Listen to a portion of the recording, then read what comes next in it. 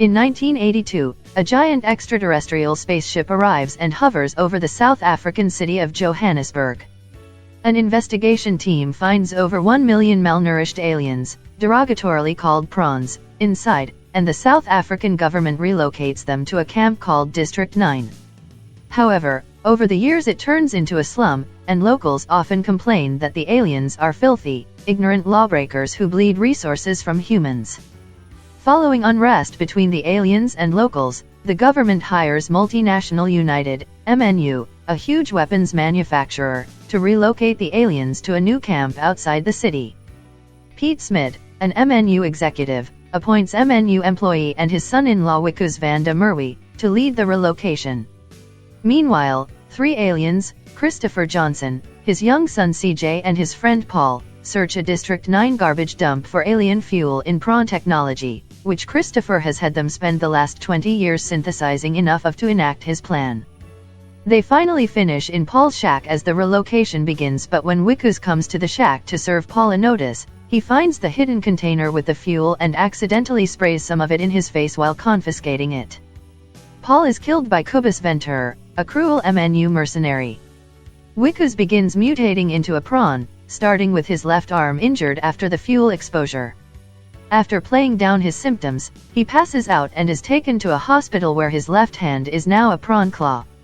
He is transferred to the MNU lab, where researchers perform brutal experiments and discover his chimeric DNA grants him the ability to operate prawn weaponry, that is biologically restricted for humans. Wanting to capture this human/alien hybridity before Wikus fully transforms, Smit orders Wikus's body to be vivisected and harvested for its profitable properties. Wikus, however, overpowers the lab personnel and escapes. While Venture's forces hunt for him, a smear story is broadcast, one that reaches Wikus' wife and Smit's daughter Tanya, claiming Wikus is a wanted fugitive who has contracted a contagious disease from copulating with aliens.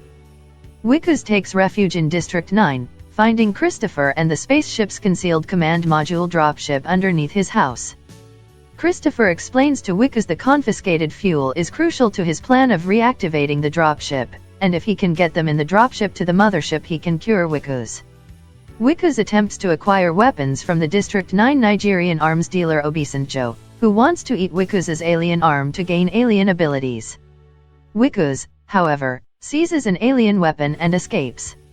Wikus and Christopher force their way through MNU to the lab and retrieve the fuel.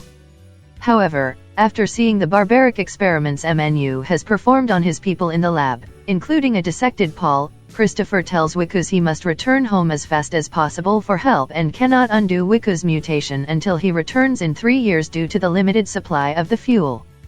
Enraged, Wikus knocks Christopher down and attempts to fly the module to the mothership himself, but it is shot down by Venture's forces. Venture captures Wikus and Christopher, but Obasanjo's gang ambushes the MNU convoy and seizes Wikus and prepares to chop off his prawn arm. Meanwhile, CJ, remaining hidden in the dropship, remotely activates the mothership and a large, alien, mechanized battle suit in Obasanjo's base. The suit guns down the Nigerians, and Wikus enters the suit and rescues Christopher from the mercenaries. Heading to the dropship, the two come under heavy fire, and Wikus stays behind to fend off the mercenaries, buying time for Christopher, who promises to return after 3 years and heal Wikus, to leave. After all of the other mercenaries are killed, Venture finally cripples the suit and is about to execute Wikus when slum aliens attack and dismember him alive. Christopher makes it into the dropship with CJ, and the dropship is levitated via a tractor beam back into the mothership, which leaves Earth. MNU's experiments are exposed, and the aliens are moved to the new camp, named District 10.